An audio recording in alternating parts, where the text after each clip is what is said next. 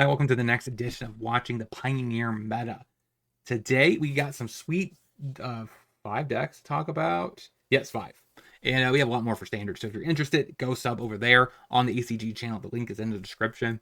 And we have to talk about the meta shifts for Pioneer and go from there. So I think overall we have, like I said, we have 5 decks to talk about that I think are interesting. One of which I've already recorded and it's going to be uploaded on the other channel. So if you're interested in watching that video, go ahead and do that.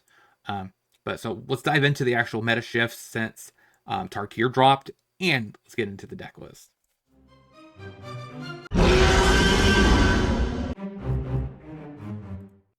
So the shifts. So we have a slight trend down on red deck wins, so basically not really that much of a trend.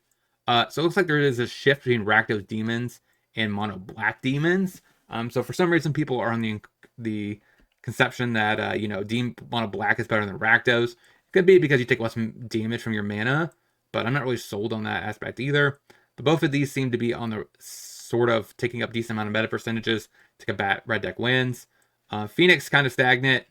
Rakdos Prowess is back on the menu. I did actually play a Rakdos Prowess deck for a video on the other channel as well, just because I did pick up a new card. I wanted to try it out. Jund, slight downtick. Ninja's slight uptick. And the rest of these seem to be a parody. There's not much really here to talk about. Nothing spicy going on. Lotus Field Combo could have some spicy spicy stuff, because you'll find that out, I'm pretty sure, tomorrow. Or actually the day of this airing, I believe, is when my Lotus Field video goes up as well. Alright, so the deck list I have for you guys today. So Boros Pia picked up the new Cutter card. I definitely will want to try this out. However, I'm not really sold on the 3 Elspeths, 1 Jaya, and 2 Wandering Emperor. They seem to be very clunky cards, and they don't seem to work that well with Cutter. So I'm not sure how I actually feel about that. The still running 8 of these, and the Studio. So I kind of like that. That seems like a decent way of just keep grinding, exiling a bunch of cards. Chain of the Rocks, Torch are very cheap cards to trigger your Cutter.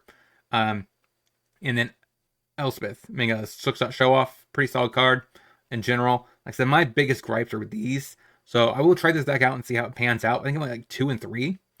But I don't think having that many 5-drops and 4-drops is where you want to be with this deck. Because, I mean, for the most part, you want to cast double spells.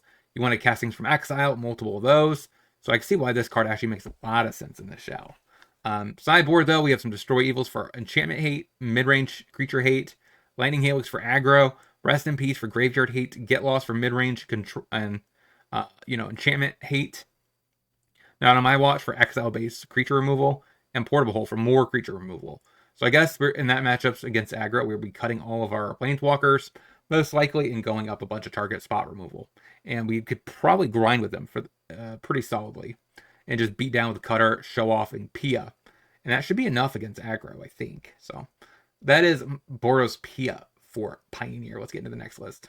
So next is this weird Monument to Endurance deck that's playing Fable with FOMO in the Dragon Engine. Recommission to get the Endurance back. Pitch a Temper with Endurance. 4 Makos, 4 Hollow Blades, 4 Guardian. So these are nice little discard outlets, allow you to trigger your Mako. Trigger Monument to Endurance. Burst Lightning for a cheap removal spell. Sideboard, we have a little bit of Portable Hole for more removal against aggro. Get Lost for enchantment hate. Most likely, we have some Volleys for Coco hate. Torch for aggro hate. Hearse for graveyard hate. We have Emperor. Nice way for grinding matchups. You probably would just want to trim back on some cards that are less relevant, like Inti or something like that, for more mid-range pieces.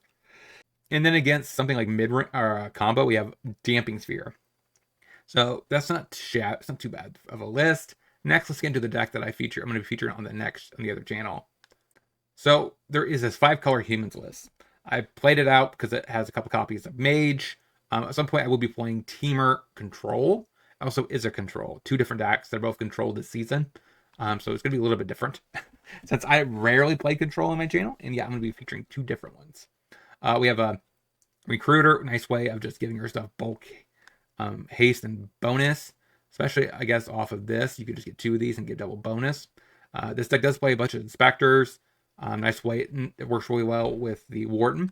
And this kind of showcased itself to be quite good in Standard with blue white Convoke, which the only Convoke realist kind of card is a Wharton. We have Reflection to bounce something.